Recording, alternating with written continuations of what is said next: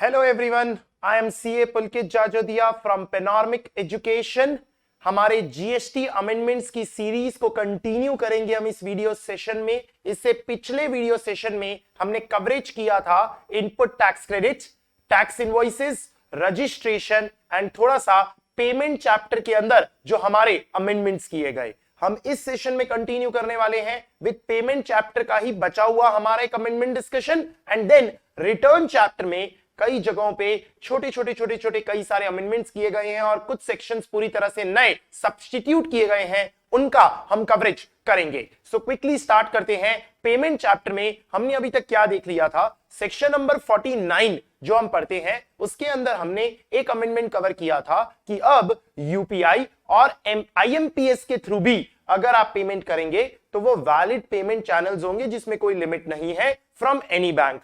और दूसरा एक इंपॉर्टेंट अमेंडमेंट हमने देखा था 49 सबसेक्शन 10 में कि पहले अगर आपको अपने एक इलेक्ट्रॉनिक कैश लेजर के किसी एक मेजर हेड माइनर हेड से दूसरे मेजर हेड माइनर हेड में पैसा ट्रांसफर करना है तो वह with in the GSTIN he possible था। लेकिन अब हम ऐसा कहते हैं कि नहीं, अगर एक ही पर्सन के दो जीएसटीआईएन है और वो एक जीएसटीआईएन से दूसरे जीएसटीआईएन में पैसा ट्रांसफर करना चाहता है तो ऐसा कर सकता है, लेकिन उसमें एक शर्त थी। शर्त यह थी कि जिस जीएसटीआईएन से वो पैसा ट्रांसफर कर रहा है दूसरे जीएसटीआईएन में ऑफ द सेम पैन, उसमें पुराने जीएसटीआईएन जिससे वो ट्रांसफर करना चाहता है उसमें कोई अनपेड लायबिलिटी नहीं होनी चाहिए। ये डिस्कशन हमने लास्ट क्लोज किया था जो हमने यूपीआई आईएमपीएस का देखा था, और 49 सबसेक्शन 10 में जीएसटी पीएमटी 9 और पीएमटी 9A का डिस्कशन हमने कवर किया था। नाउ हम कंटिन्यू कर रहे हैं अपना डिस्कशन विद सेक्शन नंबर 50,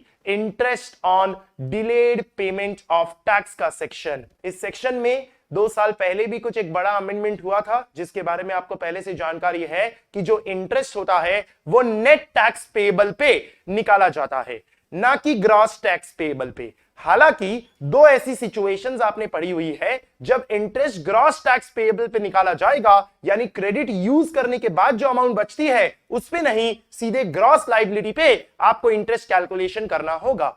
ये 50 सबसेक्शन 1 एंड 50 सबसेक्शन 2 में आपका पढ़ा हुआ है, आपको पहले से पता है। 50 सबसेक्शन 3 को पूरी तरह से सब्स्टिट्यूट कर दिया गया है और उसके अकॉर्डिंग्स में नया रूल आया है, रूल नंबर 88B।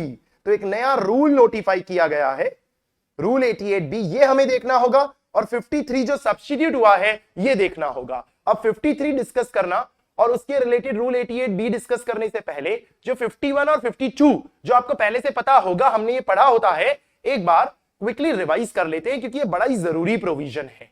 51 एंड 52 में आपने क्या पढ़ा होता है कि समझो जुलाई महीने का रिटर्न है, जुलाई महीने का रिटर्न है, जीएसटीआर 3B है, तो उसे आपको 20 अगस्त तक भरना होता है।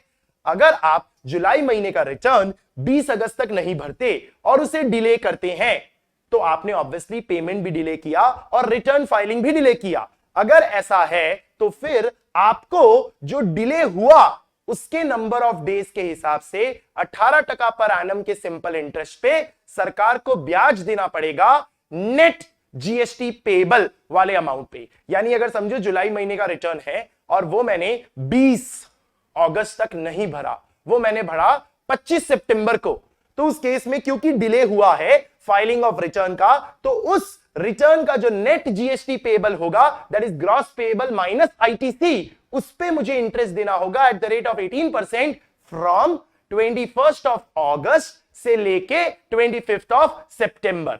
तो जो नंबर ऑफ डेज गिने जाते हैं वो ड्यू डेट के अगले दिन से काउंट होते हैं, से लेके जिस दिन हमने ये पेमेंट करके रिटर्न भर दिया होगा। हालांकि इसके 2 एक्सेप्शंस आपने क्या पढ़े होते हैं। एक एक्सेप्शन आपने ये पढ़ा होता है कि समझो आपने जुलाई महीने का रिटर्न 20 अगस्त तक भर दिया, उसकी पेमेंट वगैरह भी कर दी, लेकिन कुछ समय बाद आपको यह दिखाई दिया कि कुछ चीजें आपसे मिस हो गई थी, कुछ बिल्स थे जो आपके जीएसटीआर 3B में डालने छूट गए थे जुलाई महीने का रिटर्न जो आपने 20 अगस्त तक समय पे भर दिया था। तो अब आपको जब यह दिखाई दिया तो समझो तब तक सितंबर का महीना आ गया, तो सितंबर के महीने में आपने उसे अमेंडमेंट टेबल में जीएसटीआर 3B फाइल करते वक्त 20 अक्टूबर को दिखा दिया। तो अब ये जो आपका पेएबल अमाउंट है, समझो ये 50,000 का अमाउंट था जीएसटी पेएबल जो आपसे छूट गया था जुलाई महीने का, और आपने सितंबर महीने में इसे दिखाया है, जिसको आप 20 अक्टूबर को रिटर्न फाइल कर रहे हैं। तो ऐसी सिचुएशन में अगर ये 50,000 के पेएबल को सरकार को पे करने के लिए आप आईटीसी यूज करते भी हैं, जो आप कर सकते हैं क्योंकि आईटीसी अगर आपके पास अवेलेबल था तो आप यूज कर सकते हैं, लेकिन जो आपको इंटरेस्ट पे करना होगा वो इंटरेस्ट तो पूरे 50,000 पे ही पे करना होगा, ग्रॉस लाइबिलिटी पे करना होगा। आप आईटीसी सेट करने के बाद जो नेट आया होगा उस पे इंटरेस्ट पे नहीं करेंगे। ये एक एक्सेप्शन आपने पढ़ा होता है 50 सबसेक्शन 1 50 सबसेक्शन 2 के अंदर, यानी कि 40 समझो 50,000 का जैसा हमने कहा पेएबल है और 40,000 का आईटीसी था मेरे पास, तो 40,000 का आईटीसी सेट करके मैंने 10,000 ही सरकार को पे किया, तो 10,000 ही पे किया होगा, लेकिन इंटरेस्ट जो निकालना है ना वो 18% की रेट पे मुझे from the date after the due date that is 21st of August in our example से लेके कब भरा हमने 20 अक्टूबर को, 20 अक्टूबर तक both days inclusive 18% per annum के इंटरेस्ट के हिसाब से आपको 50,000 पे लगाना होगा। 10,000 पे नहीं लगा सकते, भले आपने आईटीसी का इस्तेमाल करके 10,000 ही नेट पेएबल गवर्नमेंट को पे किए होंगे। और एक दूसरा एक्सेप्शन बड़ा सिंपल सा होता है कि आपने रिटर्न लेट भरा या आपने कोई भी काम लेट किया होगा, लेकिन उससे पहले डिमांड एंड रिकवरी की प्रोसीडिंग्स में सरकार ने कमेंसमेंट करके आपको बता दिया कि इतना आपका पेएबल था। तो अब जब सरकार ने कमेंसमेंट ऑफ प्रोसीडिंग्स कर दिया अंडर सेक्शन 73 और 74 और उसके तहत उन्होंने कहा कि आपका इतना पेएबल बनता है और आपने तब तक रिटर्न फाइल नहीं किया था, तो उस सिचुएशन में उस अमाउंट पे आपको ग्रॉस लाइबिलिटी पे ही इंटरेस्ट पे करना होगा। भले आपके पास आईटीसी है तो नेट पेएबल के लिए आप आईटीसी तो यूज कर ही सकते हो, भले सरकार ने उसे असेस करके दिया, लेकिन इंटरेस्ट निकालने के लिए हम ग्रॉस का अमाउंट उठाएंगे। ये बात आपको पता है, this is something that you have already done. इस पे क्वेश्चंस भी हमने सॉल्व किए होते हैं क्लास में। तो नया क्या है? नया है 50 सबसेक्शन 3। सर 50 सबसेक्शन 3 तो पहले भी हमने नहीं पढ़ा था। नहीं पढ़ा होगा आपने 50 सबसेक्शन 3 पहले भी। क्यों? क्योंकि ये होके भी नहीं था। होके भी नहीं था मतलब देखो इसमें क्या लिखा था, पहले इसमें लिखा था a person who makes an undue और excess claim as per 42 subsection 10 or excess reduction as per 43 subsection 10 shall pay interest on such undue amount at a rate not exceeding 24% per annum as may be notified। अब आपको ये पहले से law में दिया था पर आपने कभी नहीं पढ़ा होगा। क्यों? क्योंकि ये होके भी नहीं था, क्योंकि 42 सबसेक्शन 10 एंड 43 सबसेक्शन 10 कभी लागू ही नहीं हो पाए। ये मिसमैच के सेक्शंस थे। मिसमैच यानी कि वो जो आपको प्रोसीजर आपने पढ़ा होगा ना कि क्या प्लान किया था हमने जीएसटी लाते वक्त कि जीएसटीआर 1 भरा जाएगा तो सामने वाले पर्सन का 2A भराएगा, उसका 2A भराएगा तो वो उससे 2 भरेगा, 2 भरने के बाद सप्लायर को 1A जाएगा और 1A सप्लायर के पास आ जाने के बाद 3 भरा जाएगा। लेकिन ये प्रोसीजर कभी इंप्लीमेंट ही नहीं हो पाया। तो मिसमैच का कॉन्सेप्ट जो हम लेके आए थे 42 और 43 में वो कभी हम कर ही नहीं पाए।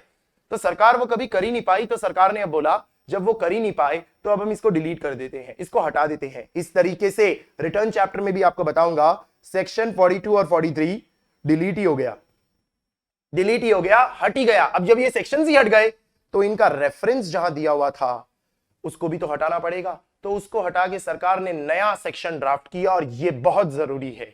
क्या ड्राफ्ट किया इन्होंने?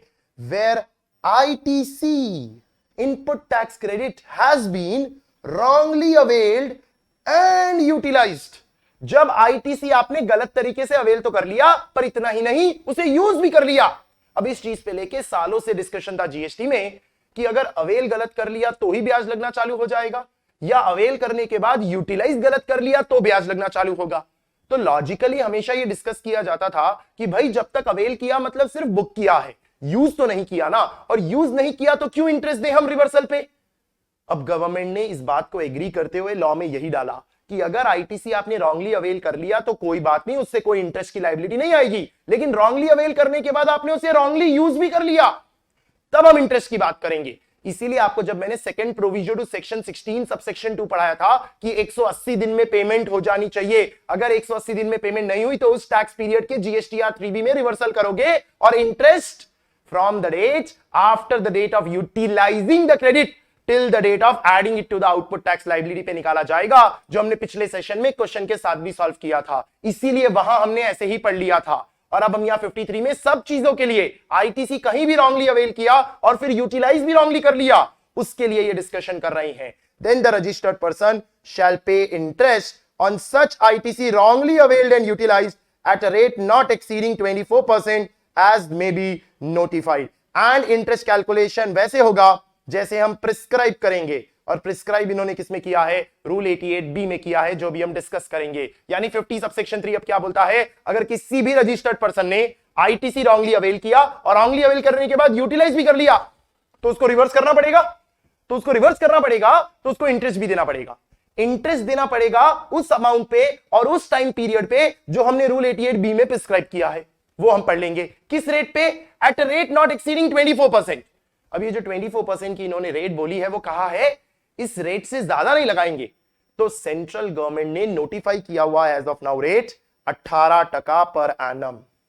तो यानी 24% कोई काम का नहीं है आपके लिए, वो तो लॉ में लिखा है ना कि इतना नोटिफाई कर सकते हैं हम, किया थोड़ी है, किया इन्होंने 18% ही है। और ये जो 53 ये सेक्शन लेके आए हैं ना, ये सेक्शन 50 सब सेक्शन 3 भी ये रेट्रोस्पेक्टिव इफेक्ट से लेके आए हैं, 1 जुलाई 2017 से लेके आए हैं। यानी जितने भी इश्यूज थे उन पे इन्होंने फुल स्टॉप लगा दिया कि अब जितने भी इश्यूज किसी भी कोर्ट में चल रहे हैं या कहीं भी किसी भी तरह के प्रोसीडिंग्स में चल रहे हैं, हर जगह यही किया जाएगा। अगर यूटिलाइज गलत तरीके से किया होगा आईटीसी और फिर उसका रिवर्सल हुआ, तो ही हम उस पर ब्याज लगाएंगे, और वो ब्याज हम रेट्रोस्पेक्टिवली 18% की रेट के हिसाब से ही हमेशा लगाएंगे। ये 24% वाले रेट का कोई मतलब नहीं है। ये 50 सबसेक्शन 3 में इन्होंने चेंज कर दिया। एंड अब इसके कैलकुलेशन के लिए नया रूल नंबर 88B लेके आ गए, पूरा नया रूल बनाया है 88B, और ये रेट्रोस्पेक्टिवली देखो अगेन लेके आए हैं, 1 जुलाई 2017 से लेके आए हैं, ताकि पुराने केसेस पे भी सब पे जो क्वेश्चन मार्क था वो सब सॉल्व हो जाए, क्लैरिटी आ जाए पूरी कंट्री में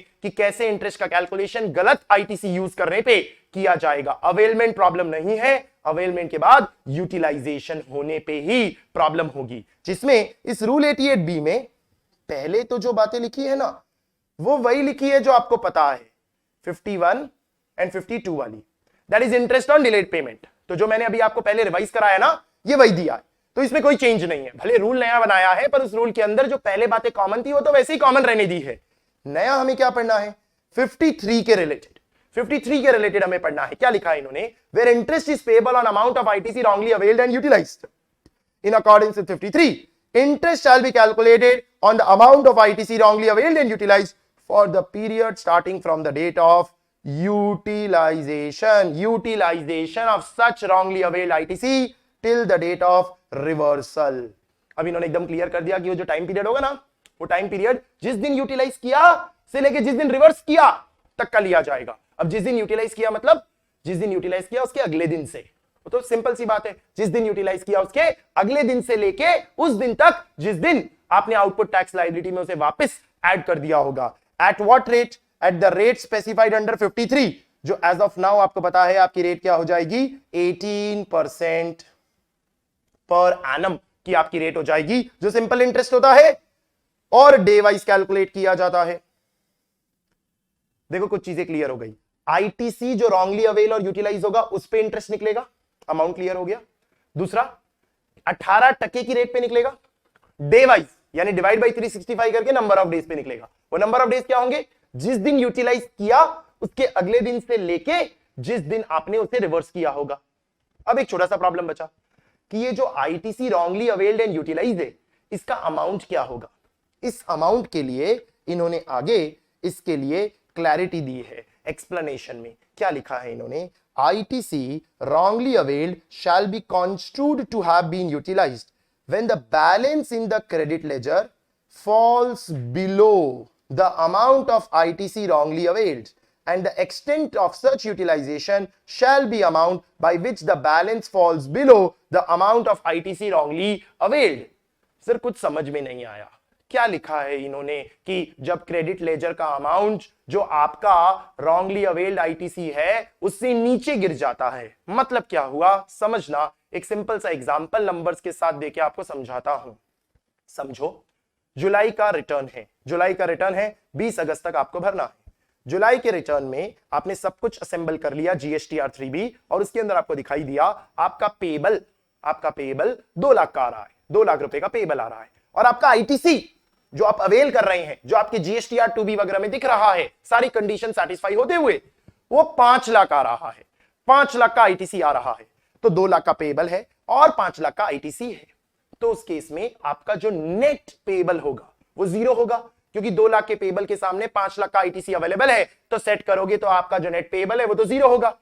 अभी भी आपके पास 3 लाख का क्या पड़ा है, आईटीसी पड़ा है। 3 लाख का आईटीसी आपने अभी भी अवेल कर रखा है पर यूज नहीं किया। यूज कितना कर लिया, 2 लाख। 5 लाख का आईटीसी अवेल किया था, 2 लाख यूज हो गया और 3 लाख का आईटीसी अभी भी पड़ा है जो अवेल किया हुआ है आपने।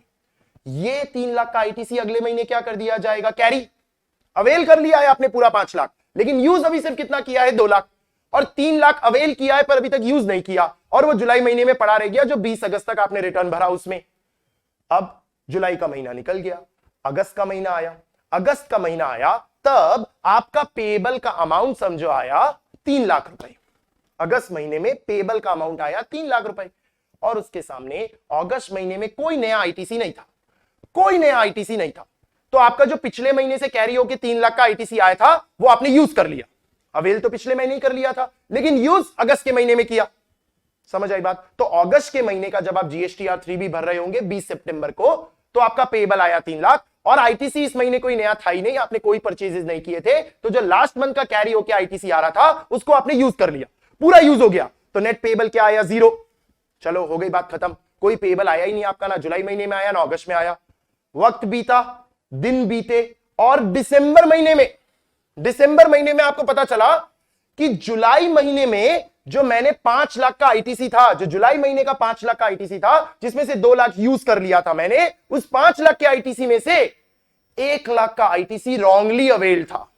5 लाख के आईटीसी में जो जुलाई महीने में मैंने 2 लाख के पेबल के सामने सेट किया था, उसमें से 1 लाख रॉन्गली अवेल्ड था। तो समझना, मैं इसे थोड़ा सा लिख के अगेन आपको बता देता हूं, कहीं पर भी आपको इसमें स्लिप नहीं होना है। जुलाई महीने का रिटर्न था, जुलाई महीने के रिटर्न में आपका पेबल 2 लाख है और आपका आईटीसी 5 लाख है, ये अवेल किया आपने। As per the utilization rules 3 lakh आपका बच गया बैलेंस, और 2 लाख इसमें से सेट होके क्या हो गया, यूज हो गया। यही हुआ जुलाई महीने के रिटर्न में। फिर अगस्त महीना आया, अगस्त महीने का जब आप रिटर्न भर रहे थे तो इस महीने में जो आपका पेबल है वो 3 लाख आया। आईटीसी कुछ था ही नहीं, लेकिन जो कैरी फॉरवर्ड होके आया था वो 3 लाख तो था, वो आपने 3 लाख इसके सामने यूज कर लिया। तो आपका नेट पेबल क्या हो गया, 0। कोई पेबल आया ही नहीं आपका। महीने बीत गए, दिसंबर महीने में आप थे, और दिसंबर महीने में आपको क्या पता चला कि जुलाई महीने में जो 5 लाख का आपका आईटीसी था ना, उसमें से 1 लाख आपने रॉन्गली अवेल कर लिया था। 1 लाख रॉन्गली अवेल कर लिया था। तो जो आपने रॉन्गली अवेल कर लिया उसको तो अब आपको रिवर्स करना पड़ेगा। तो आपने कहा ठीक है ना, दिसंबर महीने का जो हम 20 जनवरी तक रिटर्न भरेंगे उसमें हम इस 1 लाख को ऐड कर देंगे to what, to output tax liability. आपने गलती सुधार देनी है, क्योंकि जैसे ही आपको पता चला भाई आईटीसी रॉन्गली अवेल्ड है, तो आपने कहा कि ठीक है हम उसको घुमा देंगे। पर अब सबसे इंपॉर्टेंट चीज समझना, ये जो आईटीसी रॉन्गली अवेल्ड आपको पता चला, कैसे पता चला होगा? हो सकता है जीएसटीआर 2B में दिख रहा होगा और आपने जीएसटीआर 2B में से सीधे उठा लिया, जबकि जीएसटीआर 2B में तो ब्लॉक क्रेडिट्स भी दिखते हैं। तो ब्लॉक क्रेडिट तो आपको ब्लॉक कर देना होता है ना, वो ले थोड़ी लेना होता है। पर आपका ध्यान नहीं गया, कोई फूड एंड बेवरेज का बिल होगा या कोई मोटर कार होगा और उसके ऊपर अपने आईटीसी अवेल कर लिया, पर नहीं करना था, वो आपको बाद में चमका, बाद में रियलाइज हुआ।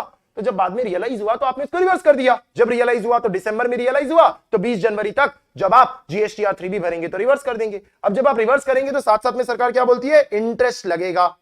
तो 50 सबसेक्शन 3 का इंटरेस्ट 18% पर एनम पे लगेगा, डे वाइज जो कैलकुलेट किया जाएगा। पर सवाल उठा कि वो अमाउंट क्या होगी और वो डेज क्या होंगे जिस पीरियड के लिए आप ये इंटरेस्ट लगाओगे। तो हम क्या कहेंगे, खाली अवेल करने से कुछ नहीं होता। इंटरेस्ट तभी लगता है जब आप उसे यूटिलाइज करते हैं। जब तक आप उसे यूटिलाइज नहीं करेंगे तब तक हम उसके ऊपर कोई इंटरेस्ट लगाने वाले नहीं हैं। तो आप समझो, जुलाई महीने में 5 लाख का आईटीसी अवेल किया था, उसमें से यूज कितना हुआ था, 2 लाख।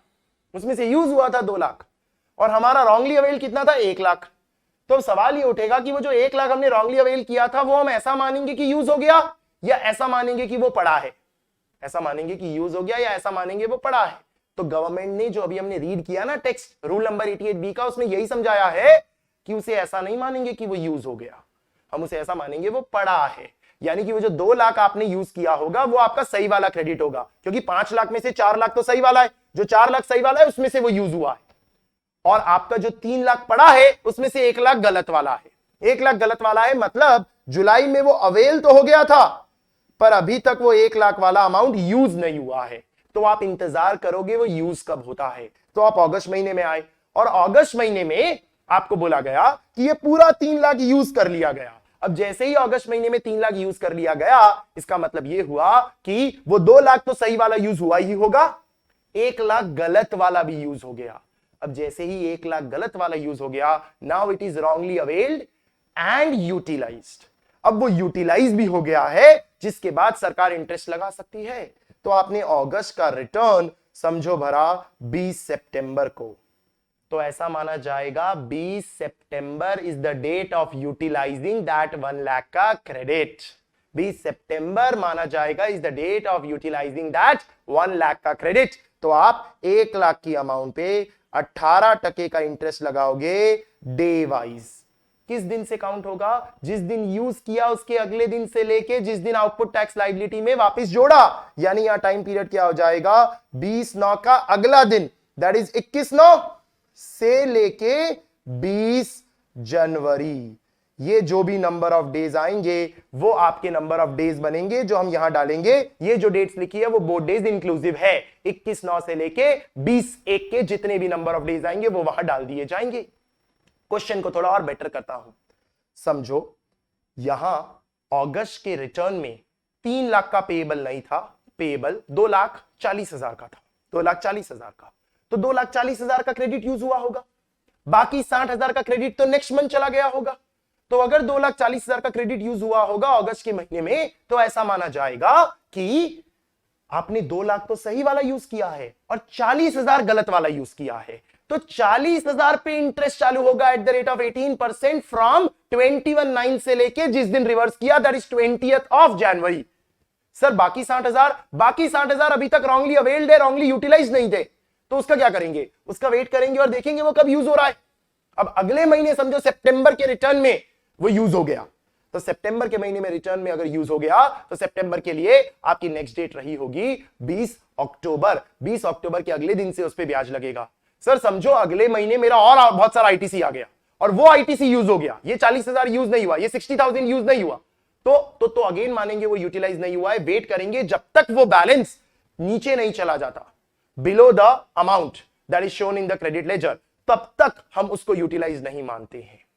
अब एक छोटी सी लास्ट बात, ये बात तो पहले मैंने आपको अमाउंट की समझा दी जो यहां से हमने रीड की, ये फॉल्स बिलो का मतलब आप समझ गए होंगे। अब एक इंपॉर्टेंट और बात क्या लिखी है? Date of utilization of ITC shall be taken to be the date on which the return is due to be furnished under 39 that is GSTR 3B और the actual date of filing of said return whichever is earlier if the balance falls below the amount of ITC wrongly availed। अब ये भी बहुत अच्छा point है।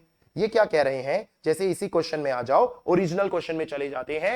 अगस्त का return हमने 20 सितंबर को भरा ऐसा मान लिया, अगस्त का रिटर्न 20 सितंबर को भरा हमने ऐसा मान लिया, तो जो 3 लाख पूरा का पूरा क्रेडिट यूज हुआ था ओरिजिनल क्वेश्चन में, 3 लाख जो पूरा यूज हुआ था, तो 1 लाख पे हमने कहा इंटरेस्ट चालू हो जाएगा। कब से चालू हो जाएगा? 21 सितंबर से चालू हो जाएगा हमने कहा। एक्चुअल डेट ऑफ फाइलिंग भी 20 सितंबर था और ड्यू डेट ऑफ फाइलिंग भी 20 सितंबर था, तो दोनों में से अर्लियर 20 सितंबर ही रह गया date of utilization of ITC. अगर समझो मैंने क्वेश्चन में बोला होता आपने 19 सितंबर को ही रिटर्न भर दिया था, तो 19 सितंबर और 20 सितंबर व्हिचएवर इज अर्लियर, यूटिलाइजेशन क्या होता? 19 सितंबर, तो आपका इंटरेस्ट 20 सितंबर से स्टार्ट हो जाता उसके अगले दिन से।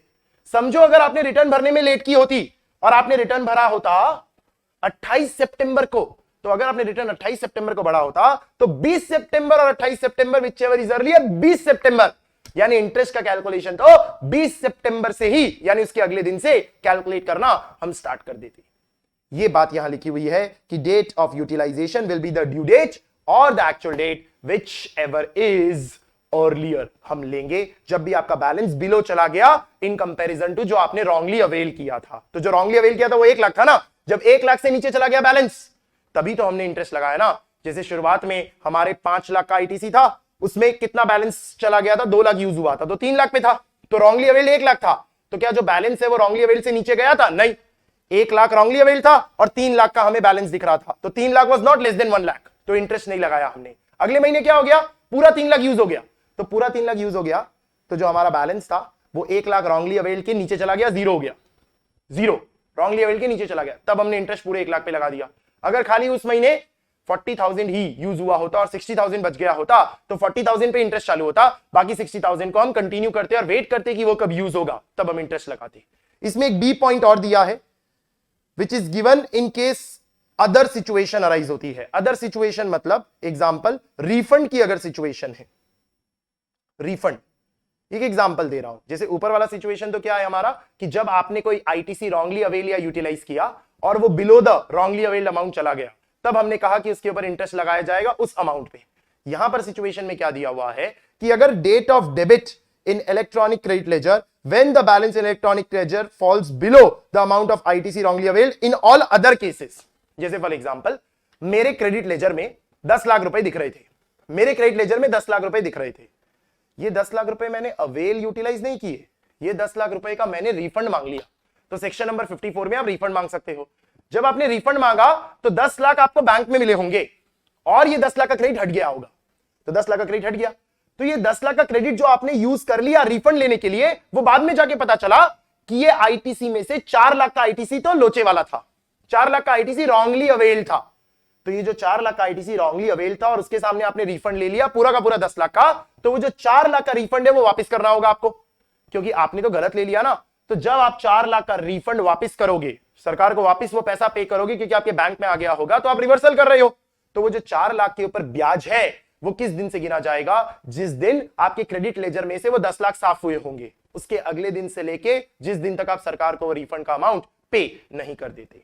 तो ये अदर केसेस हो गए, ये थोड़ा कम चांसेस है पूछे जाने का, ज्यादा चांसेस अगर है पूछे जाने का तो वो इसका है, that is ITC wrongly availed and utilised.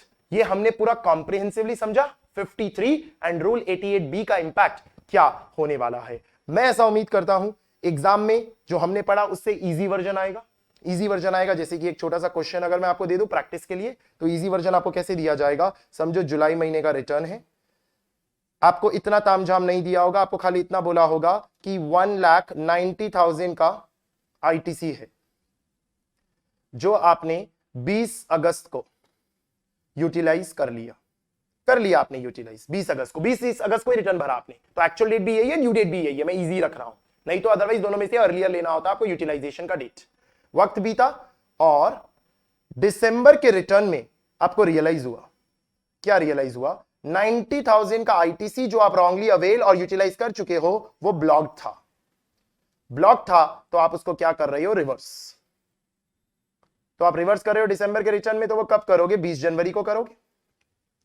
तो आपसे पूछा जाएगा भाई इंटरेस्ट का कैलकुलेशन करिए, तो आप इंटरेस्ट का कैलकुलेशन कैसे करेंगे, 90,000 पे 18% नंबर ऑफ डेज के हिसाब से एज पर 50 subsection 3 read with rule number 88B, और वो नंबर ऑफ डेज आपके क्या होंगे, जिस दिन यूटिलाइज किया उसके अगले दिन से, दैट इज 21/8 से लेके 20/1, ये नंबर ऑफ डेज आपके यहां जाएंगे और आपका इंटरेस्ट का कैलकुलेशन हो जाएगा। दैट्स इट, इतना ही करना है आपको। ये हमारा अमेंडमेंट कवर हो गया, एक इंपॉर्टेंट अमेंडमेंट हमने क्लोज कर लिया। चलिए अब आगे बढ़ते हैं, हमारा पेमेंट चैप्टर में एक नया सर्कुलर इशू किया गया है, सर्कुलर इशू किया गया है विद रिगार्ड टू लेजर्स का यूजेज कैसे किया जाता है अपने पेमेंट्स को करने के लिए। इस सर्कुलर में ऐसी कोई बात नहीं दी है जो आपको नहीं पता है, मतलब कि सिर्फ क्लैरिफिकेशन दिया गया है। ये बिना पढ़ाई भी आपसे सवाल पूछूंगा ना तो आपको आसानी से आ जाएगा। क्विकली देख लेते हैं क्या लिखा है। इन्होंने लिखा है issue number 1, whether the amount available in electronic credit ledger can be used for making payment of any tax under GST law. क्या क्रेडिट लेजर में पड़ा हुआ अमाउंट किसी भी टैक्स के सामने सेट करने के लिए यूज किया जा सकता है? तो आप बोलोगे हां, लेकिन एक ऑर्डर होता है यूटिलाइजेशन ऑफ आईटीसी का और कुछ रिस्ट्रिक्शन होते हैं जो आपने पढ़े हुए हैं section number 49 subsection 5 49A 49B इनके अंदर, तो वो फॉलो करते हुए अगर कर रहे हो तो कोई प्रॉब्लम नहीं है। तो वही लिखा इन्होंने कि हां भाई चलेगा टुवर्ड्स आउटपुट टैक्स, लेकिन subject to the order of utilization of ITC, उस बात को तो ध्यान में रखना है। फिर इन्होंने एक चीज और क्लियर की, एक और चीज क्या क्लियर की कि किसी भी आउटपुट टैक्स को पे करने के लिए आप आराम से उसे सेट कर सकते हैं, कोई प्रॉब्लम नहीं है, लेकिन it excludes tax payable on reverse charge. जानते हो आप ये बात कि रिवर्स चार्ज का जो पेमेंट होता है वो आपको अपनी पॉकेट से बैंक से ही करना होता है, उसके लिए आप आईटीसी का इस्तेमाल नहीं कर सकते हो। यही लिखा है इन्होंने। फिर लिखा है it is clarified that any payment towards output tax whether self assessed as the consequence of any proceeding instituted can be made by utilization of the amount available in electronic credit ledger of a registered person. एक और question क्या clear किया, मैंने खुद ने self assess नहीं किया था, समझो टैक्स डिपार्टमेंट ने असेस किया था, और मैं कह रहा हूं कि उस डिपार्टमेंट ने जो असेस किया टैक्स उसके सामने मैं क्रेडिट यूज करना चाहता हूं, तो कर सकता हूं क्या? कर सकते हो। टैक्स का अमाउंट ही तो पे कर रहे हो, टैक्स का अमाउंट चाहे आपने खुद सेल्फ असेस किया हो या डिपार्टमेंट ने असेस किया हो, उससे फर्क नहीं पड़ता है। डिपार्टमेंट ने इंटरेस्ट असेस किया होता, पेनल्टी असेस की होती, लेट फीस की होती, या मैंने खुद भी की होती, तो नहीं कर सकते, क्योंकि क्रेडिट लेजर सिर्फ टैक्स सेट करने के लिए यूज किया जाता है। फिर आगे लिखा है it is further reiterated that as output tax does not include tax payable under reverse charge, thereby electronic credit ledger cannot be used for making any payment of tax which is payable under reverse charge। समझ गए? फिर से कह रहे हैं, ये फिर से बता रहा हूं कि जो रिवर्स चार्ज है वो आपको अपनी पॉकेट से बैंक से ही पे करना होता है, उसके लिए आप क्रेडिट लेजर का इस्तेमाल नहीं कर सकते। सब पता होगा आपको। Issue number 2, whether the amount available in electronic credit ledger can be used for making payment of any liability other than tax। बताने की जरूरत है क्या? इशू 1 में ही कवर हो गया। क्या आप इलेक्ट्रॉनिक क्रेडिट लेजर का अमाउंट यूज कर सकते हैं for setting anything other than tax? Answer is obviously no, नहीं कर सकते भाई। कैश लेजर के थ्रू करना पड़ता है, आपको पेमेंट करनी पड़ती है सही हेड में, और फिर उससे उसे डेबिट किया जाता है, तो ये नहीं चलने वाला है। फिर लिखा है similarly electronic credit ledger can not be used for payment of erroneous refund. आपको कोई रिफंड गलती से मिल गया, अब आपको वो रिफंड वापस करना है, क्योंकि गलती से मिल गया, तो अब आपको जब वापस करना है तो आपने बोला उतने का क्रेडिट सेट कर लो। नहीं भाई, जब रिफंड मिला था तो बैंक में मिला था ना, तो अभी रिफंड वापस करना है तो वो बैंक से ही करोगे आप, उसके लिए क्रेडिट यूज नहीं कर सकते हो। यही क्लियर किया है। Issue 3, whether the amount available in credit cash ledger can be used for making payment of any liability under GST law. तो आप क्या बोलोगे? हाँ, इलेक्ट्रॉनिक कैश लेजर का इस्तेमाल तो किया जाता है for making payment of any interest, penalty, fees वगैरह वगैरह। तो ये बात हमको पता है। यहां एक भी बात कोई नई नहीं थी जो सर्कुलर में इन्होंने हमें लिख के दी। तो ये सब कुछ बड़ा ही सिंपल और इजी था। इसके अलावा एक रूल नंबर 85 में छोटा सा अमेंडमेंट क्या है कि जो सेक्शन 42, 43 का रेफरेंस था वो हटा दिया है। तो ये मैंने आपको बताया, क्योंकि ये सेक्शंस ही हट गए, इसलिए कहीं पर भी जहां पर भी 42, 43 का रेफरेंस था वो हट गया। तो अभी क्या होता था, इलेक्ट्रॉनिक लायबिलिटी रजिस्टर में क्या क्या दिखाई देगा उसकी लिस्ट थी। तो इसमें इन्होंने लिखा था कि अगर रिटर्न में आपने कुछ अमाउंट दिखाई होगी तो वो दिखाई देगा, अगर कोई प्रोसीडिंग की वजह से कोई अमाउंट आया होगा तो वो दिखाई देगा, कोई इंटरेस्ट अक्रू हो रहा होगा तो वो दिखाई देगा, और साथ में क्या लिखा था, अगर मिसमैच की वजह से कोई अमाउंट होगा तो वो दिखाई देगा। अब मिसमैच का प्रोविजन ही नहीं आया कभी, तो 42, 43 जब लागू ही नहीं हुआ तो वो दिखाई कैसे देगा? मतलब प्रैक्टिकली तो पहले से रिडंडेंट था, गवर्नमेंट ने सिर्फ लॉ को बेटर करने के लिए इसे डिलीट कर दिया, तो ये सिर्फ हट गया, कोई खास इंपैक्ट होने वाला नहीं है यहाँ पे। देन आ जाता है हमारा next chapter, that is returns. तो पेमेंट के चैप्टर के हमारे सारे अमेंडमेंट्स हो गए। नेक्स्ट चैप्टर रिटर्न्स के अमेंडमेंट ले लेते हैं। छोटे छोटे कई सारे अमेंडमेंट हुए हैं, फटाफट इसे हम डिस्कस कर लेंगे। सबसे पहला छोटा सा चेंज क्या किया गया, जीएसटीआर 2B के लिए लिखा गया कि ये एक ऑटो जनरेटेड स्टेटमेंट कहलाएगा, नाम बदल दिया। पहले लिखा था जीएसटीआर 2B एक ऑटो ड्राफ्टेड स्टेटमेंट है, अब ऑटो ड्राफ्टेड की जगह उसका नाम बेटर करके कर दिया ऑटो जनरेटेड, क्योंकि इलेक्ट्रॉनिकली जनरेट होता है, ड्राफ्ट नहीं किया जाता है, इसीलिए इसने इन्होंने नाम बदल दिया और कुछ नहीं हुआ है। तो it is just an auto generated statement. We know that it is a static statement.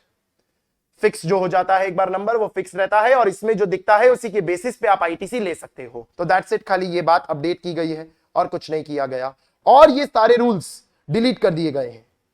Sir ये रूल्स कौन से थे? इतने सारे रूल्स कभी आपने पढ़े भी नहीं थे। क्यों पढ़ते? क्योंकि ये मिसमैच वाले थे। तो मिसमैच के जब प्रोविजंस लागू ही नहीं हुए तो ये रूल्स आप कभी पढ़ते ही नहीं थे, इन्हें ओमिट कर दिया है, यानी सिलेबस से क्या लॉ से ही डिलीट कर दिया है, हटा ही दिया है। जब काम ही नहीं लगने वाले तो क्या काम लगेगा? तो ये सब सिर्फ बताने के लिए बता रहा हूं, बाकी ये कोई खास अमेंडमेंट वाली बात नहीं हुई। जीएसटी प्रैक्टिशनर के सेक्शन में एक छोटा सा अमेंडमेंट है। जीएसटी प्रैक्टिशनर सेक्शन नंबर 48 आप पढ़ते हैं। जीएसटी प्रैक्टिशनर आपको फैसिलिटेट करता है रिटर्न्स वगैरह भरने में।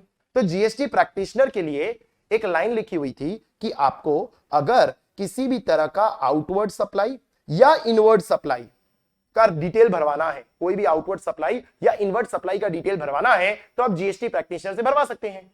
अब आउटवर्ड सप्लाई का डिटेल तो जीएसटीआर 1 में जाता है, इनवर्ड सप्लाई का डिटेल जीएसटीआर 2 में जाता, लेकिन जीएसटीआर 2 कभी लागू ही नहीं हुआ। तो ये बात अभी तक लिखी हुई थी सेक्शन नंबर 48 में कि भाई आप आउटवर्ड स्टेटमेंट भी भरवा सकते हो, इनवर्ड स्टेटमेंट भी भरवा सकते हो, लेकिन आउटवर्ड स्टेटमेंट तो फाइल होता है, लेकिन इनवर्ड स्टेटमेंट तो फाइल ही नहीं होता, जीएसटीआर तो कभी लागू ही नहीं हुआ। तो गवर्नमेंट ने ये जो लाइन लिखी हुई थी इनवर्ड सप्लाईज वो डिलीट कर दी और ऐसा बोल दिया खाली आउटवर्ड सप्लाई का स्टेटमेंट होगा वही फाइल करवाओगे, क्योंकि जीएसटीआर 2 होता ही नहीं है, जीएसटीआर 1 ही होता है। यानी अगेन कोई खास बात नहीं है, ये बात अगर हम नहीं भी देखते तो भी चलता, क्योंकि एनी हाउ भी ये होने वाला नहीं है। ये फॉर्म्स डिलीट ही कर दिए। कौन से? 1A, 2 and 3। तो 1A, 2 एंड 3 आप वैसे भी नहीं पढ़ रहे थे, डिलीट ही हो गए, क्योंकि हुए ही नहीं ना कभी लागू। लेकिन 2B तो काम का है, क्योंकि 2B से ही तो हमें क्रेडिट मिलता है अल्टीमेटली, तो वो बड़ा काम का है और उसके बेसिस पे अब हम 3B भरते हैं। तो ये जो बीच के फॉर्म्स थे 1A कि सामने वाले को कम्युनिकेट होता, 2 फिर आप उसके बेसिस पे भरते, 3 वो सब इररिलेवेंट था, वो सब कुछ डिलीट कर दिए गए, कंप्लीटली हटा दिए गए। इसके बाद हमारे इन सब सेक्शंस में छोटे छोटे कई सारे अमेंडमेंट्स हुए हैं, हमें एक एक करके इन सारे अमेंडमेंट्स को पढ़ना है। ये जितने भी अमेंडमेंट्स हुए हैं उनकी इस पेज पे सिर्फ आपको समरी दी हुई है, क्विक समरी दी हुई है। जितने भी अमेंडमेंट्स हुए हैं इस पूरे रिटर्न चैप्टर में हम डिटेल में एक एक करके सारे अमेंडमेंट्स पढ़ लेते हैं, क्या क्या हुए हैं। कुछ बड़े ही इंपॉर्टेंट अमेंडमेंट्स हैं, ध्यान देना, छोटी छोटी चीजें हैं बट बड़ा इंपैक्ट क्रिएट करने वाली है। हम काम काम की चीजों पे ध्यान देंगे। सेक्शन नंबर 37 में सब सेक्शन 1 की जो लैंग्वेज थी उसके अंदर ऐसा डाल दिया गया, subject to certain condition and restriction. तो वो कंडीशन रिस्ट्रिक्शन कुछ प्रिस्क्राइब की नहीं है, उन्होंने वो लैंग्वेज डाल के छोड़ दी कि कभी कुछ करनी हो तो वो कर सके। जिसके अंदर लिखा हुआ है कि आपको 10th डे तक जीएसटीआर 1 भरना होगा, ये लॉ में लिखा है। हालांकि ये बात हमें पता है कि नोटिफिकेशन के थ्रू ये 10th डे को एक्सटेंड किया हुआ है और 10th की जगह आप पढ़ते क्या है 11th। ये आप जानते जीएसटीआर 1 कब तक भरना होता है? अगले महीने की 11 तारीख तक भरना होता है। 10 तारीख भले सेक्शन में अभी भी लिखा हुआ है बट नोटिफिकेशन के थ्रू इसे एक्सटेंड किया हुआ है और ऐसा लिखा हुआ है हम कुछ कंडीशंस वगैरह प्रिस्क्राइब करना चाहेंगे तो हम प्रिस्क्राइब करेंगे। तो कुछ आया नहीं है खास, उसमें कुछ पढ़ना नहीं है हमें। फिर एक छोटा सा चेंज क्या किया, सेक्शन 37 में ऐसा लिखा था कि आप जीएसटीआर 1 11 तारीख से लेकर 15 तारीख तक नहीं भर सकते, नहीं भर सकते। अब ये लाइन डिलीट कर दी है, यानी वो अननेसेसरी रिस्ट्रिक्शन जो डाला हुआ था लॉ में वो हटा दिया। बोला जीएसटीआर 1 कभी भी भरना है भरो, ऐसा कुछ नहीं है कि 12 को नहीं भर सकते, 13 को नहीं भर सकते। लास्ट डेट 11 है पर आप 12 को भी भरो, 13 को भी भरो, भर सकते हो। लेट फीस लगेगी वो अलग बात है, लेकिन भर सकते हो। पहले तो क्या था 11 से 15 बंद किया हुआ था। अब ये क्यों बंद किया हुआ था? क्योंकि पहले प्रोसीजर क्या था, आप 1 भरोगे, सामने वाले का 2A भराएगा, तो तब तक के लिए वेट करो, फिर ही हम पोर्टल को वापस एक्टिवेट करेंगे। जिन्होंने 1 नहीं भरा उनको भरने का मौका बाद में देंगे, 15 के बाद देंगे। अब उसकी जरूरत ही नहीं है क्योंकि सामने वाला कोई 1A 2 ये सब भर ही नहीं रहा, ये सब हो ही नहीं रहा, तो इन्होंने हटा दिया। ये बात जो डाली हुई थी वो हटा दी, ये एक छोटा सा चेंज हो गया। इसके बाद यहां पर जो एक बात लिखी हुई थी कि 15 तारीख से लेके 17 तारीख के बीच में 1A भरा जाएगा और 1A कम्युनिकेट किया जाएगा, वो डिलीट कर दिया क्योंकि 1A भरा ही नहीं रहा है। तो 1A के थ्रू जो रेसिपिएंट सप्लायर को बोलता था कि भाई तूने मेरे 2A के अंदर ये सब डालना रह गया, वो बातें हटा दी। अगेन इररिलेवेंट है ना, कोई खास फर्क पड़ने वाला है नहीं। जहां पे भी 42 और 43 का रेफरेंस था उसको डिलीट कर दिया। Important change 30th day of नवंबर, ये समझ आई गया होगा आपको। जीएसटीआर 1 अगर आप कुछ मिस कर गए और आप आगे आने वाले सालों के जीएसटीआर 1 में कुछ भरना चाहते हो तो उसके अमेंडमेंट टेबल में भर सकते हो, लेकिन ऐसा कब तक चलेगा? तो हम जो उसकी लास्ट डेट पढ़ते हैं वो लास्ट डेट 16(4) में अमेंड हुई, सेक्शन 34 के क्रेडिट नोट में अमेंड हुई, सेक्शन 37 में भी अमेंड हुई और आगे जाके देखेंगे सेक्शन 39 में भी अमेंड हुई। सेम भाई 30th डे ऑफ नवंबर और the actual date of filing annual return whichever is earlier, that's it, और कुछ भी नहीं किया गया। फिर एक सब सेक्शन 4 में क्या डाला गया, a registered person shall not be allowed to furnish details of outward supply for a tax period if the details of outward supply for any of the previous tax periods has not been furnished. Very important. क्या लिखा गया है अब law में कि अगर किसी महीने का जीएसटीआर 1 आपको भरना है तो आप उसे तभी भर पाएंगे जब पिछले सारे महीनों का जीएसटीआर 1 भरा गया होगा। और अगर आप क्यूआरएमपी स्कीम में है तो आप जीएसटीआर 1 तभी किसी क्वार्टर का भर पाएंगे जब पिछले सारे क्वार्टर का जीएसटीआर 1 भरा गया होगा। यानी मैं जुलाई का जीएसटीआर 1 भरना चाहता हूं लेकिन जून का जीएसटीआर 1 मैंने नहीं भरा है तो नहीं भर पाओगे, भर ही नहीं पाओगे। तो यानी कि अब आपको सारे जीएसटीआर 1 भरे होने चाहिए तो ही आप नेक्स्ट जीएसटीआर 1 भर पाओगे। तो any of the previous tax periods का अगर आपने फर्निश नहीं किया तो आप जीएसटीआर 1 नहीं भर पाओगे। जिसमें एक प्रोविजन डाल के सरकार ने कहा है कि गवर्नमेंट ने अगर कुछ कंडीशंस के बेसिस पे कुछ लोगों को अलाउ किया तो वो नोटिफाई करेंगे, उनकी इच्छा हुई तो। अभी कुछ नोटिफाई नहीं किया है तो गवर्नमेंट ने एक पावर ले रखी है कि कभी भी हमें नोटिफाई करना होगा कि कुछ लोगों को हम अलाउ करते हैं कि पिछले पीरियड्स का जीएसटीआर1 बाकी है तो भी जीएसटीआर1 आप भर सकते हो, तो वो भर पाएंगे। तो अभी तक ऐसा कुछ नहीं बताया है, मतलब कोई भी पर्सन जिसको जीएसटीआर1 भरना है उसको पिछले महीनों का जीएसटीआर1 भी भरना होगा। ऐसी ही बात अभी हम सेक्शन 39 में भी देखेंगे जीएसटीआर 3B के लिए, और इसको रिपीट भी करेंगे तब हम। ये अभी हमने सिर्फ सेक्शन नंबर 37 के थ्रू पढ़ा है। ये हो गए 37 के अमेंडमेंट्स। फिर आते हैं 38। पूरा सेक्शन नंबर 38 नया डाला गया है, सब्स्टिट्यूट किया गया है। पहले सेक्शन नंबर 38 में क्या लिखा था, जीएसटीआर2 भरना है आपको, पर जीएसटीआर2 तो भराता ही नहीं है, वो कॉन्सेप्ट खत्म कर दिया हमने। तो अब सेक्शन नंबर 38 को सब्स्टिट्यूट करके बनाया गया है फॉर जीएसटीआर2B, तो और कुछ भी नहीं है। 2B के बारे में यहां लिखा है, फटाफट रीड कर लेते हैं। The details of outward supplies furnished by the registered person under section 37 subsection 1 यानी जीएसटीआर1 and of such other supplies as may be prescribed, and an auto-generated statement, auto-drafted nahi, auto-generated statement containing details of ITC shall be made available electronically to the recipient of such supply in form and manner and within such time as may be prescribed. तो वही तो GSTR2B है। फिर लिखा है the auto-generated statement जो GSTR2B है, it shall consist of details of inward supply in respect of which credit may be available. तो 2B के अंदर जितना भी लिखा है उसमें से आपको कुछ क्रेडिट मिलेगा। ऐसा क्यों बोला है मे बी अवेलेबल, सारा क्यों नहीं, क्योंकि उसमें से कुछ ब्लॉक भी तो होगा। जो ब्लॉक्ड होगा वो मत ले लेना, अगर वो ले लोगे और उसको रॉन्गली यूज कर लिया तो फिर रिवर्स करना पड़ेगा विद इंटरेस्ट, जैसा हमने 50 सबसेक्शन 3 में पढ़ा। इसीलिए लिखा है कि जो भी डिटेल्स ऑफ इनवर्ड सप्लाई आपको जीएसटीआर2B में दिखेगी उसमें से अवेलेबल हो सकता है आपको ITC, and the details of supply in respect of which credit can not be availed. यानी जीएसटीआर2B में जो आईटीसी दिखाई देंगे वो दो पार्ट्स में दिखाई देंगे, एक एलिजिबल वाले और एक इनएलिजिबल वाले। जो एलिजिबल वाले हैं उसमें से अगर कुछ ब्लॉक नहीं है तो ले लो, और जो इनएलिजिबल वाले हैं छूना भी नहीं उनको, वो आईटीसी नहीं मिलने वाला है।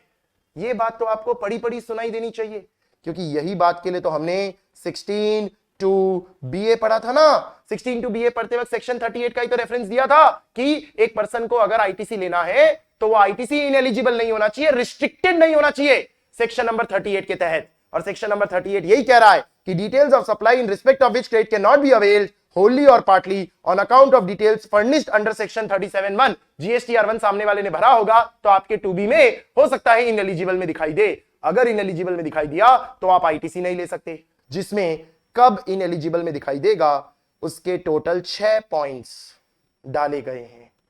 ये 6 पॉइंट्स के थ्रू सरकार ने पावर क्रिएट की है कि हम कभी भी प्रिस्क्राइब करना चाहें किसी को भी तो प्रिस्क्राइब करके बताएंगे कि कब सामने वाले ने उसके जीएसटीआर1 में डाला होगा और आपके 2B में वो इनएलिजिबल में दिखेगा। यानी उसने 1 फाइल किया लेकिन फिर भी आपके 2B में इनएलिजिबल दिखेगा, आप क्रेडिट नहीं ले पाएंगे। एलिजिबल में दिखे तो अगर ब्लॉक नहीं है तो ले लो, लेकिन अदरवाइज इनएलिजिबल में दिखे तो ले ही नहीं पाओगे।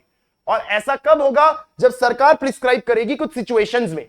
इन्होंने डाल दिया है अभी तक लॉ में, पर अभी तक कुछ प्रिस्क्राइब नहीं किया है, मतलब कि ये अभी थियोरिटिकल है, प्रैक्टिकली कुछ भी इसमें से आया नहीं है, कुछ प्रिस्क्राइब नहीं है। तो आपको ये सिर्फ थोड़ा सा ध्यान में रखना है, पूरा याद करने की जरूरत नहीं है। आई डोंट एक्सपेक्ट कि ये क्वेश्चन पूछा जा सकता है। तो क्या लिखा है इन्होंने, अगर रजिस्टर्ड पर्सन ने within such period of taking registration as may be prescribed, यानी जिस पर्सन ने जीएसटीआर1 भरा है उसने रजिस्ट्रेशन लेने के कुछ टाइम पीरियड के अंदर अंदर अगर जीएसटीआर1 में कोई डिटेल भरी होगी तो हम आपको आईटीसी नहीं देंगे।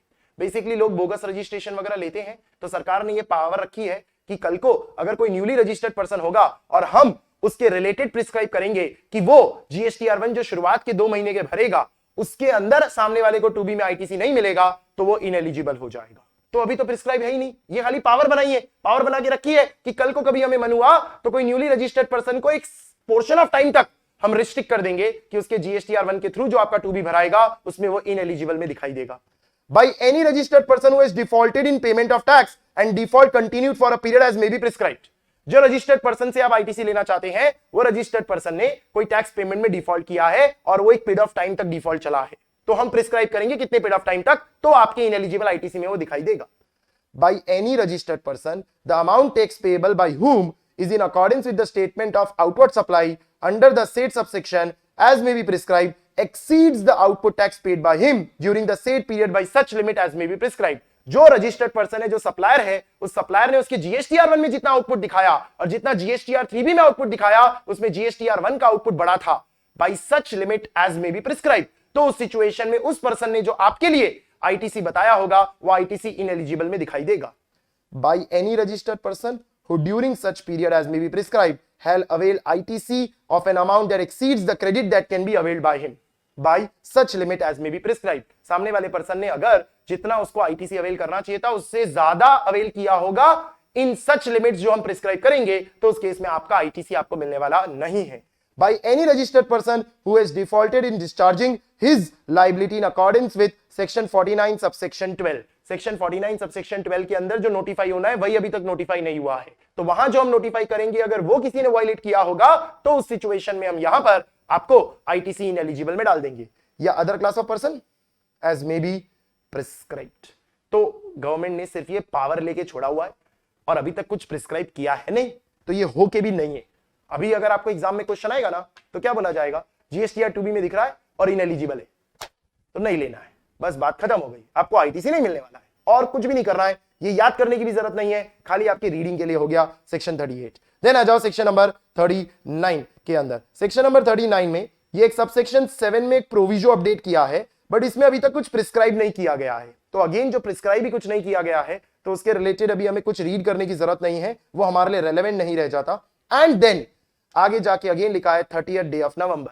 आ गया ये चौथी बार, पहली बार आया था 16 सबसेक्शन 4 में, दूसरी बार आया सेक्शन 34 के क्रेडिट नोट के लिए, तीसरी बार आया सेक्शन 37 के जीएसटीआर 1 के लिए, और चौथी बार आया रेगुलर रिटर्न सेक्शन 39 में जीएसटीआर 3B या और कोई भी रेगुलर रिटर्न, जीएसटीआर 5, 6 ये सब भी तो होते हैं ना, उन सबको भी अगर आपको बिलेटेड में रेक्टिफाई करना है तो रेक्टिफाई आप 30th डे ऑफ नवंबर और date of filing annual relevant annual return whichever is earlier तक करने वाले हैं। फिर इंपॉर्टेंट बात क्या लिखी है, ध्यान से सुना, registered person shall not be allowed to furnish a return for a tax period if the return for any of the previous tax periods। ये बात पहले से थी, अगर मुझे किसी महीने का जीएसटीआर 3B या रिटर्न भरना है, कोई भी और पर्सन का कोई भी रेगुलर रिटर्न है वो भरना है, तो वो तभी भर सकता है जब पिछले महीने के सारे रिटर्न्स उसने भर दिए होंगे या पिछले टैक्स पीरियड्स के पिछले क्वार्टर्स के सारे रिटर्न उसने भर दिए होंगे। ये अमेंडमेंट नहीं है, ये पहले भी था, ये हमें पता है। आगे क्या डाल दिया गया, और details of outward supply under section 37 for the said tax period has not been furnished by him। any tax period नहीं, said tax period। तो समझना, जुलाई महीने का मुझे जीएसटीआर 3B भरना है, जुलाई महीने का मुझे जीएसटीआर 3B भरना है, तो पहले तो मेरे पिछले सारे महीने के जीएसटीआर 3B भरे होने चाहिए, पहली बात। और दूसरी बात क्या, जुलाई महीने का जीएसटीआर 3B भरना है तो जुलाई महीने का ही जीएसटीआर 1 भर दिया होना चाहिए, फिर ही जुलाई महीने का जीएसटीआर 3B भर पाओगे। ये बात ऐड की गई है। और इससे पहले अभी सेक्शन 37 में हमने पढ़ा, क्या नई बात ऐड की गई कि अगर जुलाई महीने का जीएसटीआर 1 भरना है तो पिछले सारे महीनों का जीएसटीआर 1 भर गया होना चाहिए।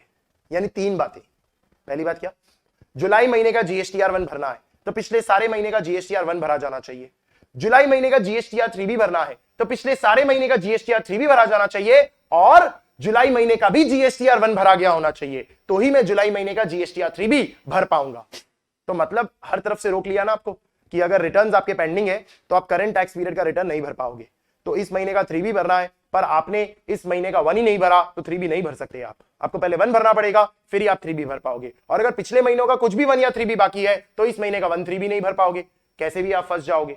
और ये टैक्स पीरियड बोला है, मतलब किसी का मंथली की जगह क्वार्टरली है, अप्रैल मई जून का, तो फिर आपको क्वार्टरली रीड करना है कि अगर इस क्वार्टर का रिटर्न भरना है तो पिछले सारे क्वार्टर का रिटर्न हो गया होना चाहिए, इस क्वार्टर का जीएसटीआर 1 भरना है तो पिछले सारे क्वार्टर का जीएसटीआर 1 हो जाना चाहिए, इस क्वार्टर का जीएसटीआर 3B भरना है तो इस क्वार्टर का ही जीएसटीआर 1 भरा गया होना चाहिए। ये बात यहां डाल दी गई। और अगेन सरकार ने पावर ले ली कि अगर हम नोटिफाई करेंगे और कहेंगे कि इनको ये फॉलो करने की जरूरत नहीं है तो उनको फिर फॉलो करने की जरूरत नहीं है, तो अभी कुछ भी नोटिफाई नहीं किया गया है। देन सेक्शन नंबर 41 को सब्स्टिट्यूट किया गया है, नया बनाया गया है। ये सेक्शन हम इनपुट टैक्स क्रेडिट में पढ़ते हैं।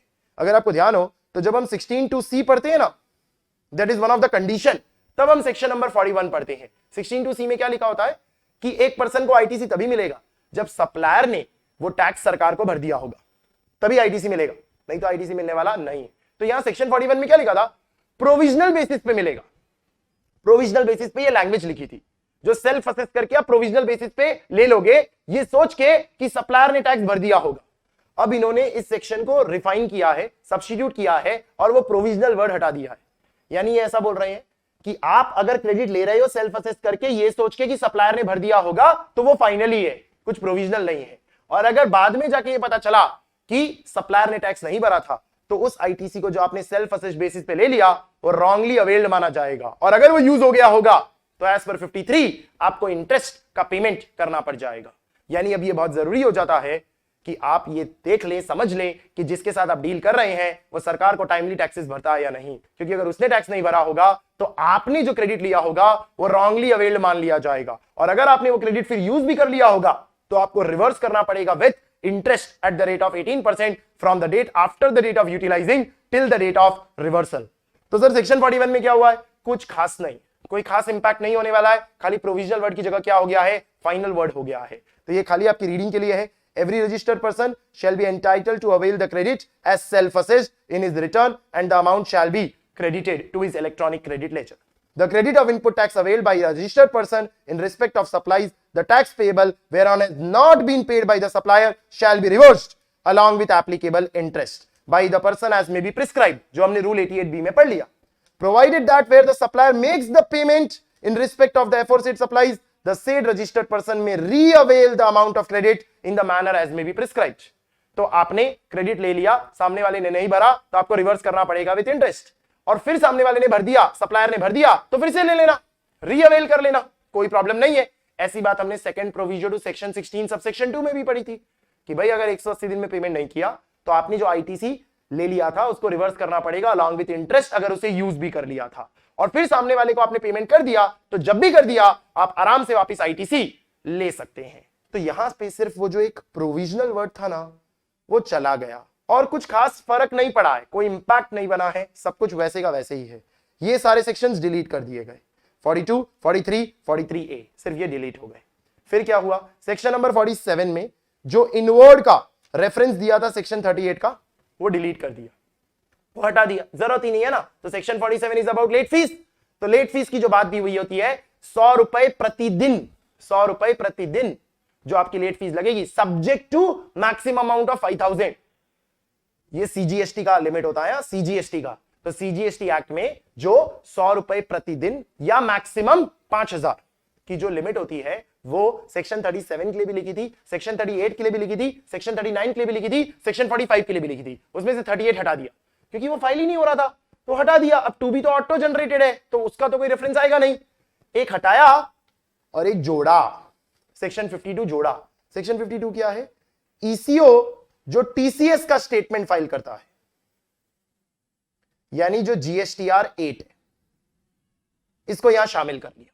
यानी जीएसटीआर 8 फाइल करने में अगर आप लेट करोगे, जीएसटीआर 8 फाइल करने में लेट करोगे तो उस सिचुएशन में यहां पर लेट फीस आपके ऊपर लागू की जाएगी सेक्शन नंबर 47 की। ये बात जोड़ दी। तो पहले से सेक्शन 37 यानी जीएसटीआर 1 तो था ही, सेक्शन 39 यानी जीएसटीआर 3B और जीएसटीआर 4 तो था ही, सेक्शन नंबर 45 यानी फाइनल रिटर्न तो था ही, और सेक्शन नंबर 52 जोड़ दिया, दैट इज जो जीएसटीआर 8 हो गया, ईसीओ का जो टीसीएस वाला स्टेटमेंट हो गया, उसके लिए भी कह दिया लेट फीस लगाई जाएगी यहीं पे 100 रुपए प्रतिदिन under CGST act subject to a maximum of 5000 rupees under CGST act.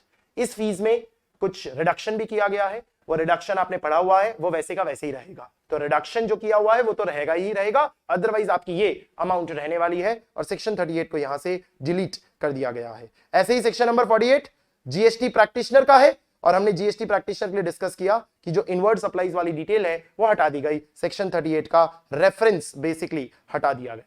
इसके अलावा एक और अमेंडमेंट है जो जीएसटीआर 5 का किया गया है। जीएसटीआर 5 कौन फाइल करता है? NRTP.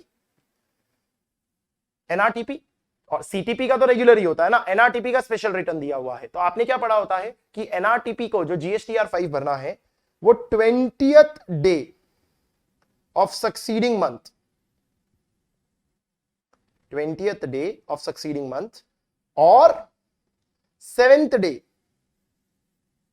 from last day of validity of registration,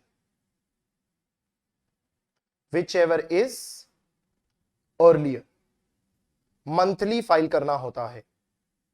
यह आपने पढ़ा हुआ है। यहां एक छोटा सा अमेंडमेंट क्या किया गया है, 20th डे को काट के 13th डे कर दिया गया है, दैट्स इट, और कोई चेंज नहीं किया गया है। तो आपको पता है एनआरटीपी का रजिस्ट्रेशन टेम्पररी होता है, कंपलसरी होता है बट टेम्पररी होता है। ऐसे ही सीटीपी का भी होता है, पर सीटीपी तो जीएसटीआर 1 और रेगुलर रिटर्न्स ही भरता है ना, तो उसके लिए ये बात नहीं है, सिर्फ एनआरटीपी के लिए है। तो एनआरटीपी को मंथली हम कहते हैं कि मंथली आपको रिटर्न भरते रहना है। तो आप क्या बोलते थे, अगले महीने की 20 तारीख, अगले महीने की 20 तारीख। और अगर एक्सपायरी आ गई तो जो उसका एक्सपायरी आ गई तो एक्सपायरी से 7 दिन और अगले महीने की 20 तारीख विच एवर इज अर्लियर तक जीएसटीआर 5 भरना होगा। बट अगर हम बाकी महीनों की बात करें तो रेगुलर 20 तारीख ही था, क्योंकि एक्सपायरी हर महीने थोड़ी आ रही है, एक्सपायरी जिस भी एक पर्टिकुलर मंथ में आई होगी वहीं पे आपको ये विच एवर इज अर्लियर करना होगा।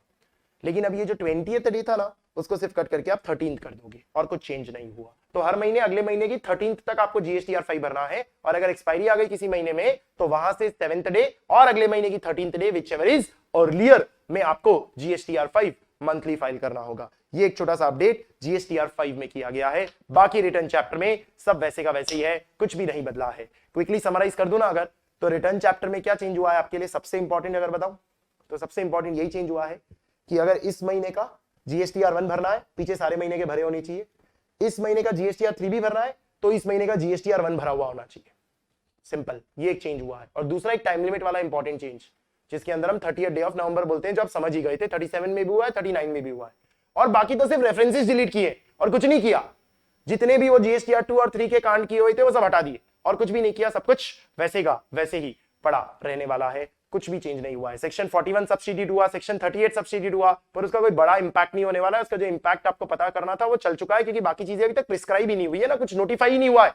तो उसका इंपैक्ट ही हमारा क्या बनने वाला है। इसके साथ हमारा रिटर्न चैप्टर क्लोज हो गया। रिटर्न चैप्टर क्लोज हो जाने के साथ हमारे इस सेशन के हमें जो अमेंडमेंट्स कवर करने थे वो अमेंडमेंट्स हमने कवर कर लिए। सीए फाइनल वाले बच्चों के लिए हम एक सेशन अभी और लेंगे, क्योंकि अभी रिफंड चैप्टर से लेके अगेन एंड तक में जो अमेंडमेंट्स हैं वो एक सेशन में हमें कवर करने हैं, जो तो बहुत कम हुए हैं, बहुत कम और बहुत मामूली अमेंडमेंट्स हैं। कोई खास बड़ा अमेंडमेंट आने वाली एग्जाम्स के लिए नहीं किया गया है। तो हम एक सेशन के लिए और मिलेंगे only for CA final students. CA inter students के लिए तो जितने भी हमारे अमेंडमेंट्स थे वो सारे के सारे हमने कवर यहीं इसी सेशन में कंप्लीट कर लिए हैं, क्लोज कर लिए हैं। तो आपने केयरफुली सारी बातें सुन ली होगी। किसी भी तरह की डिफिकल्टी है तो आप जरूर हमें कमेंट बॉक्स में बताएंगे। We will try to clarify any kind of doubts जो भी आपका अराइज होता है।